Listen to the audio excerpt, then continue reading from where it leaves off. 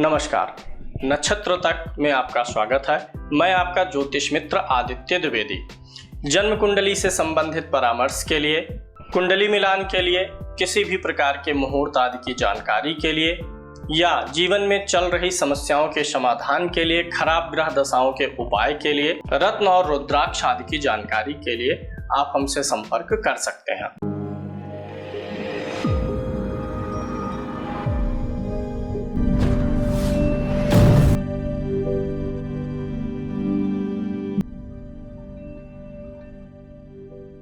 संस्थान में अब आपको ज्योतिष का कोर्स भी मिल जाएगा।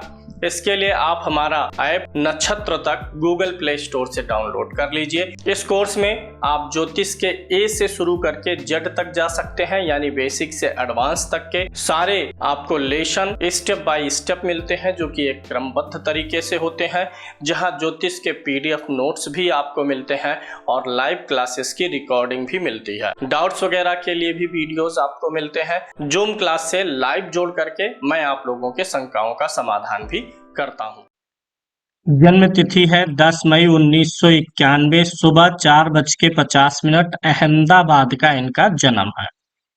ग्रह स्पष्ट इनकी अगर देखेंगे तो इनकी मेष लगन की कुंडली बनती है, यानी इनके लगन का स्वामी मंगल है। लगन की डिग्री 2 डिग्री है। अश्विनी नक्षत्र में लगन बैठा हुआ है और यह केतु के नक्षत्र में है।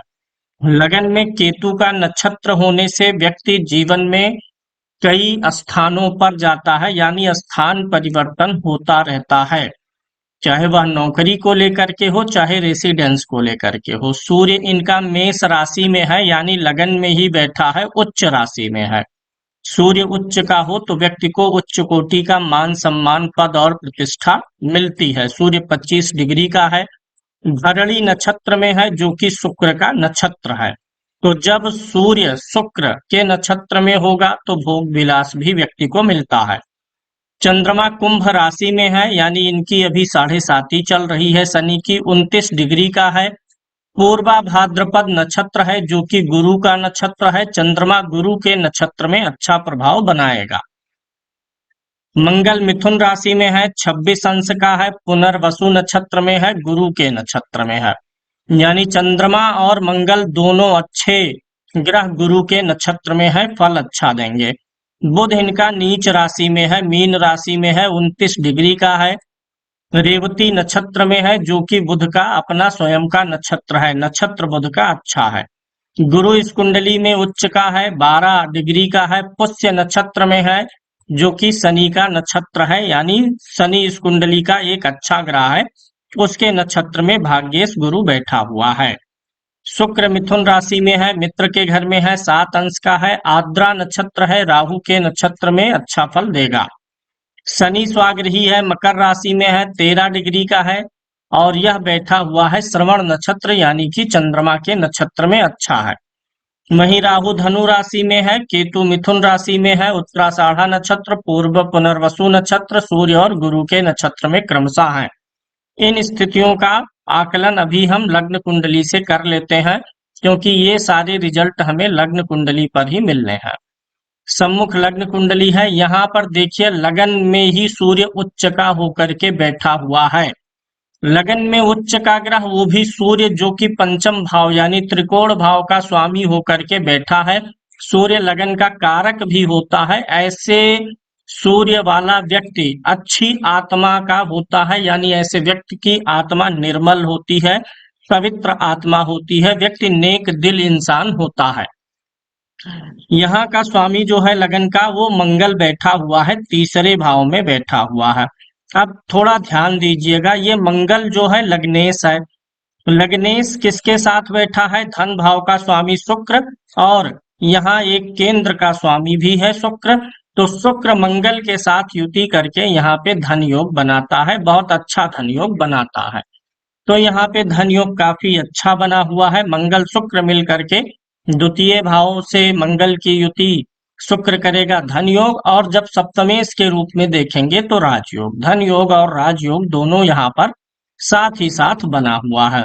अब यहाँ पे ये केतु भी साथ में बैठा हुआ है। केतु किसी के साथ बैठेगा तो उस योग का बल बढ़ाएगा।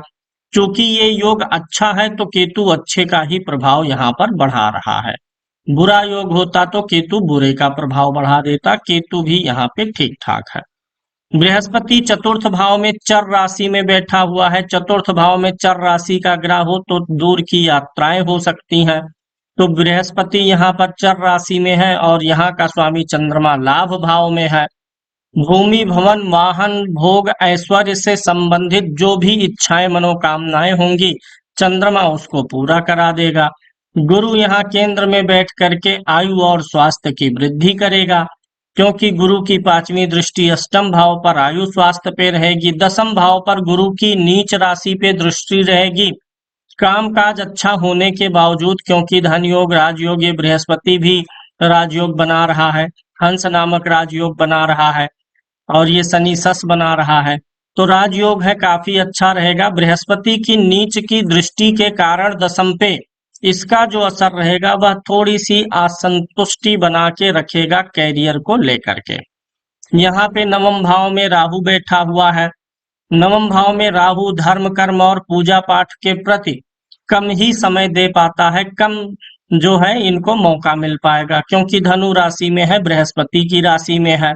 ये जो नवम भाव है ये हमारा अपना जो है धर्म है, आध्यात्म है। राहु बैठने से धार्मिक आध्यात्मिक और अपने देश के तीर्थ स्थानों की यात्रा करने के लिए इनको समय नहीं मिलने दे रहा है, नहीं मिलने देगा। आगे भविष्य में कुछ स्थितियां अच्छी होंगी, क्योंकि राहु जिस राशि में है गुरु के वो उच्च का है। अब इस कुंडली में देखिए जो सबसे मेष लगन के लिए मारक ग्रह बनता है बुध बनता है, तीसरे और छठे भाव का स्वामी होकर के, और यह बैठा कहाँ है, 12वें भाव में बैठा है, नीच राशि में है।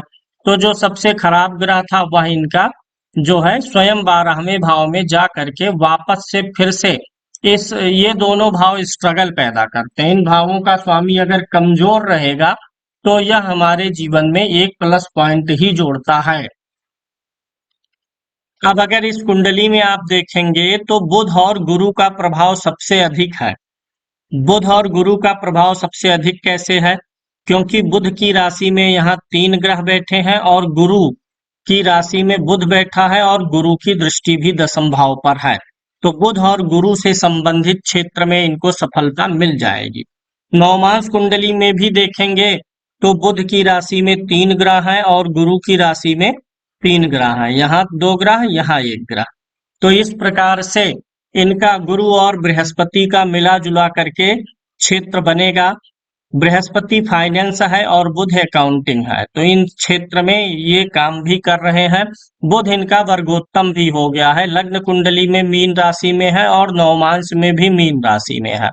सबसे अच्छी बात यह है कि इनका लगन ही वर्गोत्तम हो गया है। लग्न कुंडली का मेष लगन है और नवमांश कुंडली का भी मेष लगन है, और यहाँ पे 12वें में बुध, यहाँ भी 12वें में 12वीं राशि में, तो बुध के नीच का प्रभाव भाव और राशि वर्गोत्तम होने के नाते कम हो जाएगा। बुध भी इनको काफी अच्छा प्रभाव देगा। 12वें भाव में नीच का ग्रह होना या चंद्रमा से 12वें भाव में शनि का होना लंबे समय तक विदेश में व्यक्ति को रखता है। तो लंबे समय तक विदेश में रह तो लेंगे, लेकिन अंततः फिर इंडिया ये वापस आएंगे। अब यहाँ पे देखिए इनका जो केंद्र है, पहला केंद्र लगन ये और ये 10वां भाव, सिर्फ सप्तम को छोड़ दीजिए, तो इन तीनों में उच्च का या स्वराशि का ग्रह बैठा हुआ है, जो कि इनको अभी आगे बहुत ऊंचाई तक लेकर के जाने वाला है। कैरियर को लेकर के इनको तनाव और चिंता लेने की बिल्कुल भी जरूरत नहीं है, सब कुछ बहुत अच्छा चलता रहेगा। अभी 7.5 चल रही है, शनि महाराज की कुंभ राशि है, तो इसी राशि पर से शनि गुजर रहे हैं। अगले 2.5 वर्षों तक शनि कुंभ पे रह करके इनकी इच्छाएं मनोकामनाएं और लाभ को बढ़ाने वाले हैं। अभी राहु और गुरु का भी गोचर यहाँ पे चल रहा है, जो कि इनकी राशि से तीसरा भाव है, लगन में बृहस्पति है, तो ये भी योग कुल मिलाकर के अच्छा ही दिख रहा है। अक्टूबर में जब राहु राशि परिवर्तन करेंगे मेष से मीन में, अक्टूबर बाद यानी नवंबर में जाएंगे, तो फिर से इनके नौकरी में चेंजेज होने की संभावना रहेगी। इनकी नौकरी जीवन में बहुत बार चेंज हुई है, फ्रीक्वेंट चेंजेस आए हुए हैं, तो आगे फिर भी आ सकते हैं। नवमांस के लगन में एक नीच का ग्रह बैठा हुआ है और लगन कुंडली से सप्तम भाव पे सूर्य की दृष्टि है, तो विवाह और वैवाहिक जीवन को लेकर के कुछ विसंगतियां रही होंगी प्रारंभिक दिनों में, क्योंकि ये दोनों ग्रह अपनी दृष्टि से कुछ न कुछ असर डालेंगे ही डालेंगे। ऊपर से शनि की भी यहाँ पर दृष्टि है, 2 क्रूर ग्रहों की, फिर केतु की भी दृष्टि है, 3 क्रूर ग्रहों की दृष्टि हो गई और नवमांस के लगन में शनि नीच का है। तो ऐसे में जीवन साथी से कुछ तालमेल या विसंगतियां, जीवन साथी के स्वास्थ्य आदि को भी ये चीज प्रभावित कर सकती है। ओवरऑल कुंडली काफी अच्छी है। अगर हम किसी प्रकार का दोष निकालें जो इनके जीवन को ज्यादा इफेक्ट दे, तो ऐसा कुछ भी दिखाई नहीं दे रहा है। सिर्फ ही एक बुध ग्रह जो है नीच का है 12वें भाव में, जो इनको अपने परिवार से काफी समय तक दूर रख सकता है, अपने मदरलैंड से दूर रखेगा। अभी आ जाते हैं इनके अगली कुंडली पर चलते हैं और वहां पर एनालिसिस करते हैं। सूर्य कुंडली देखिए, लगन में ही सूर्य उच्च का है। मान सम्मान में जीवन में कभी कोई कमी नजर नहीं आ रही है। चंद्र कुंडली से इनका जो है लाभ बढ़ने वाला है, मनोकामनाएं पूरी होती रहेंगी। अगली कुंडली जो होरा कुंडली होती है, जहां से हमें यह पता चलेगा कि इनके धन के लिए देवता लाभकारी है कि पितर। सिंह लगन की होरा है, 5 नंबर की गिनती यहाँ पर पड़ी हुई है, इसलिए इनके धन के अधिपति देवता है। देवताओं की उपासना करना, पूजा पाठ करना, मंदिर आदि जाना इनके धन के लिए काफी अच्छा रहने वाला है। अगली कुंडली देखते हैं और वहां से देशकाल कुंडली से हम इनके मेहनत और परिश्रम आदि का विचार करेंगे। लगन में कोई नीच का ग्रह नहीं बैठा है, लग्नेश लाभ भाव में बैठा हुआ है। कुल मिलाकर के देशकाल कुंडली ठीक है। तृतीय भाव में शुक्र बैठा हुआ है, जो भी काम करेंगे उसमें सॉफ्ट वर्किंग करना रहेगा, हार्ड वर्क कोई बहुत नहीं रहेगा कि शरीर तोड़ना पड़े। मेहनत शारीरिक श्रम का योग नहीं है, क्योंकि तृतीय में शुभ ग्रह है। चतुर्थांश कुंडली से भाग्य का विचार होगा। शनि यहाँ पर नीच का है, कई बार शनि इनका नीच का आएगा। नवमांश में भी नीच का था, चतुर्थांश में भी नीच का है, तो इनको कभी कभी आंखों में जलन और दिक्कत देगा और पैर के निचले हिस्से में दर्द देगा। चतुर्थांश का जो लग्नेश है वह मंगल है और वह 12वें भाव में बैठा हुआ है, इसीलिए इनका भाग्य विदेश में ज्यादा काम करेगा, भारत में उस अपेक्षा काम नहीं कर पाएगा। विदेश इनके लिए बाहरी स्थान बहुत ही इनके लिए लकी रहेगा। पंचमांश कुंडली अगर आप देखते हैं तो लगन में कोई नीच का ग्रह नहीं बैठा हुआ है। लग्नेश शुक्र है जो कि द्वितीय भाव में बैठा हुआ है, गुरु उच्च का है, शनि के साथ है। बहुत अच्छी बुद्धि मिल जाती है जब गुरु और शनि मिलते हैं। ऐसा व्यक्ति सामाजिक और व्यवहारिक जीवन जीता है, दूसरे लोगों की बातों को, भावनाओं को समझ सकता है और समाज के अनुरूप व्यवहार करता है। षष्ठांश कुंडली से रोग ऋण शत्रु देखेंगे। लगन में कोई नीच का ग्रह नहीं है, लेकिन लग्नेश छठे भाव में गया हुआ है। यहाँ पर छठे भाव में चंद्रमा है, सूर्य है, राहु केतु और मंगल है। तो यहाँ पे छठा भाव कुछ बिगड़ा हुआ प्रतीत हो रहा है, जिससे इनको कुछ लोन वगैरह लेना पड़े या ये किसी को कर्ज दें और उसके कारण से थोड़ा सा तनाव और चिंता बन सकती है। छठे भाव में चंद्रमा केतु राहु सूर्य मंगल है, तो समय समय पे इनको अपने स्वयं के ऊपर विश्वास की कमी रहेगी, जिसे हम बोल सकते हैं कि आत्मविश्वास में कमी आ रही है। सप्तमांश कुंडली देखिए, सप्तमांश के लगन में कोई नीच का ग्रह नहीं है, लग्नेश त्रिकोण में बैठा हुआ है। पंचम भाव में चंद्रमा अच्छी राशि में है, संतान का सुख अच्छा दिखाई देता है। यहाँ पर इस भाव से पहली संतान, यहाँ से दूसरी संतान देखते हैं, तो संतान का सुख इनके लिए काफी अच्छा है और संतान इनकी काफी अच्छी तरक्की करेगी। अष्टमांश कुंडली से हम आयुरादि का विचार करेंगे। लगन में कोई नीच का ग्रह नहीं है, लग्नेश मंगल है 12वें भाव में, बाहर रहना इनके लिए ठीक है। और यहाँ छठे भाव में देखिए शुक्र नीच का है, तो थोड़ा सा इनको वीर्य दोष वगैरह उत्पन्न ये शुक्र कर सकता है। अगली कुंडली जब आप इनकी देखेंगे तो वहां पे दसमांश कुंडली में लगन में अच्छा, इनकी ज्यादातर कुंडलियां जो है वर्गोत्तम है। दसमांश में भी देखिए मेष लगन है, नवमांश में भी मेष लगन था और लगन कुंडली भी मेष लगन की है। ज्यादातर कुंडलियां वर्गोत्तम होने के नाते जो छोटे छोटे दोष कुंडली के बनते हैं वो कट जाते हैं। लग्नेश मंगल हुआ और ऐसा मंगल यहाँ पर देखिए लाभ भाव में बैठा हुआ है, तो मंगल इनको मन माफिक कैरियर दे दिया है। गुरु उच्च का है तो जहां रहेंगे अच्छे स्थानों पर रहेंगे, काम जहां करेंगे वह स्थान बहुत अच्छा रहेगा, माहौल अच्छा रहेगा और खास करके वह स्थान संपन्न स्थान रहेगा। शनि भी यहाँ पर यानी जो स्थिति लग्न कुंडली में बनी है गुरु की और शनि की वही दशमांश में भी बनी है। तो गुरु और शनि लग्न और दशमांश में क्या हो रहे हैं, भाव वर्गोत्तम राशि वर्गोत्तम दोनों प्रकार से वर्गोत्तम है। यानी कैरियर की तो इनको कोई टेंशन लेने की जरूरत ही नहीं है। अष्टम में यही चंद्रमा बैठा हुआ है, दशमांश कुंडली के अष्टम में चंद्रमा बैठा हो तो वर्क प्लेस पे मानसिक अशांति का सामना करना पड़ता है। ये चंद्रमा इनको मानसिक अशांति कार्य वाले क्षेत्र पे हमेशा दिलाएगा। विशेष रूप से स्त्री तत्वों से इनको सावधान रहना है, स्त्री वर्ग से। पंचम भाव में शुक्र और बुध बैठा हुआ है, सूर्य की राशि में है और सूर्य महाराज भी भाग्य भाव में बैठे हुए हैं। यानी काम और बुद्धि इनकी बहुत अच्छी चलेगी, कार्य के मामले में बुद्धि बहुत अच्छा चलेगा। और कार्य यहाँ पर सूर्य चूंकि बैठा हुआ है तो इसलिए काम जो करेंगे उसमें इनको अपने अधिकारियों का, जो ज्यादा सीनियर अधिकारी हैं उनका कुछ न कुछ सहयोग भी मिल जाता रहेगा। राहु छठे भाव में है, कामकाज के मार्ग में जो भी बाधाएं आएंगी राहु उन्हें खत्म कर देगा। कामकाज को लेकर के केतु 12 में है, इसलिए सोते समय रात को इनको अपने काम के बारे में सोच विचार या उससे जुड़े ख्याल आ सकते हैं। कुल मिलाकर के मैं दशमांश को बहुत अच्छा देख पा रहा हूँ। एकादशांश कुंडली से मनोकामनाओं की पूर्ति देखते हैं। एकादशांश कुंडली के लगन में दो दो शुभ ग्रह बैठे हुए हैं, लग्नेश भी स्वराशि का है, तो इनकी सारी इच्छाएं मनोकामनाएं पूरी होती रहेंगी। बुध 12वें भाव में यहाँ भी है, इसलिए समय समय पे थोड़ा सा स्किन से जुड़ी हुई तकलीफों का सामना इनको करना पड़ सकता है।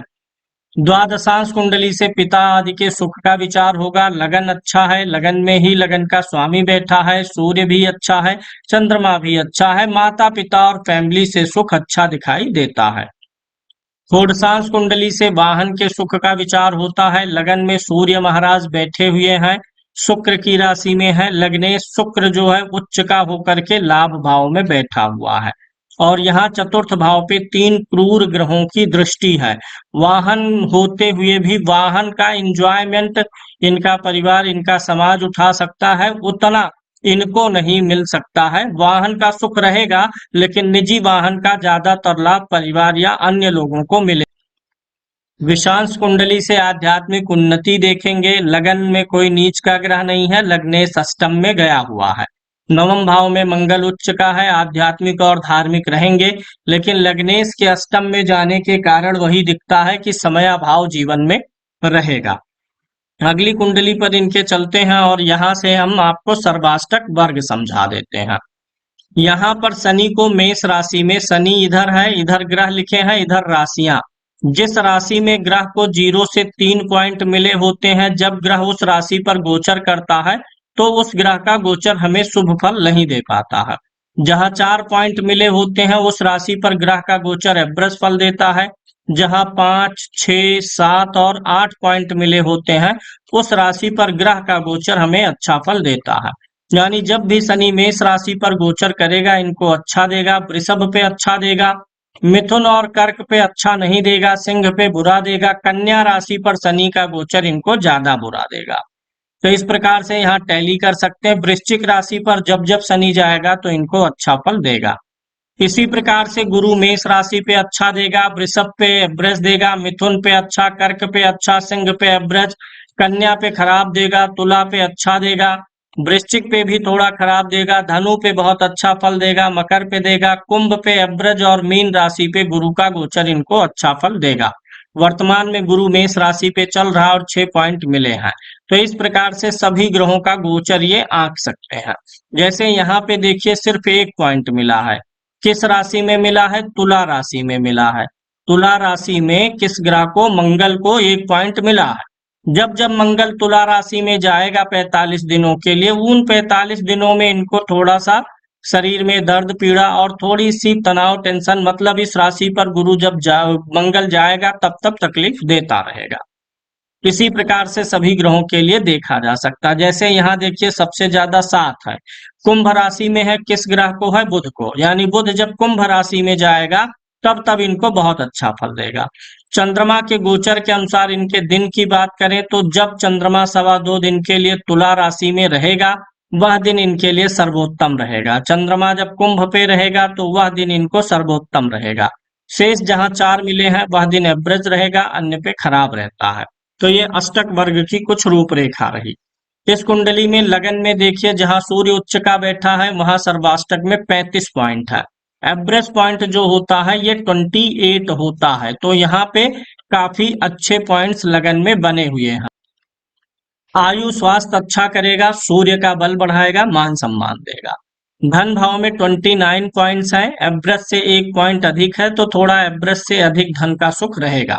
लेकिन अच्छी बात यह है कि धन भाव में अधिक पॉइंट है और व्यय भाव में कितना है? कम है। लाभ भाव में भी अधिक है। जिस व्यक्ति की कुंडली में धन भाव में अधिक पॉइंट हो, लाभ में अधिक हो और व्यय में कम हो, तो ऐसे व्यक्ति के जीवन में आर्थिक संकट नहीं आते हैं। तृतीय भाव में 24 पॉइंट है, बहुत शारीरिक श्रम और मेहनत वगैरह इन्होंने नहीं किया है। चतुर्थ भाव में 32 है, यानी भौतिक सुख साधन, भूमि भवन, वाहन, प्रॉपर्टी वगैरह ये लिखा पाएंगे। संतान भाव में 24 पॉइंट है, संतान से बहुत अच्छा सुख नहीं मिलेगा। जीवन में कंपटीशन बहुत तगड़ा इनको नहीं मिलेगा। पति पत्नी में थोड़ा सा, यहाँ पत्नी भाव में पॉइंट्स कम है, यहाँ ज्यादा है, तो पति हावी रहेगा और पत्नी से थोड़ा सा सुख में कमी नजर आता है। अष्टम भाव में 31 पॉइंट्स है। जीवन में कुछ ना कुछ इनको हार्डशिप्स तो देगा, जीवन में हमेशा कार्य क्षेत्र को लेकर के कुछ बना रहेगा, मेहनत का या तनाव का विषय, लेकिन आयु अच्छी रहेगी। भाग्य इनका एवरेज रूप से साथ दे रहा है। कर्म भाव भी ठीक है, यानी सर्वाष्टक वर्ग भी ठीक है। सर्वाष्टक वर्ग में जहां देखिए 35 पॉइंट या 30 या उससे अधिक पॉइंट पड़े हैं। लगन में 30 से अधिक है, चतुर्थ में है, अष्टम में है, दशम में है, एकादश में। जब जब कोई ग्रह गोचर करता हुआ इनके इन भावों में पहुंचेगा तो वह इनको बहुत अच्छा फल देगा। आगे देखते हैं इनकी कुंडली से दशा जो चल रही है इस समय, बुध की महादशा चल रही है। बुध 12वें भाव में बैठा है। बुध ज्यादातर कुंडलियों में वर्गोत्तम है। 2015 से आया हुआ है बुध। 12वें भाव का बुध विदेश में ही रखता है, तो जब से बुध की दशा है ये विदेश में ही है और आगे भी अभी विदेश में ही रहेंगे। अभी बुध में चंद्रमा का अंतर चल रहा है, 10 जुलाई 2023 तक चंद्रमा का अंतर चलता रहेगा। चंद्रमा लाभ भाव में है, तो इस बीच में इनकी कुछ इच्छाएं रही जॉब चेंज करने की, नौकरी अच्छी मिलने की, वो सब पूरी हुई है। अब बुध में मंगल आएगा जुलाई 2023 से जुलाई 2024 के बीच में। अब बुध और मंगल का संबंध केंद्रीय है, दोनों ग्रह एक दूसरे से केंद्र में है, ये दशा भी अच्छी जाएगी। राहु भी ठीक ठाक है, ये दशा भी अच्छी जाएगी।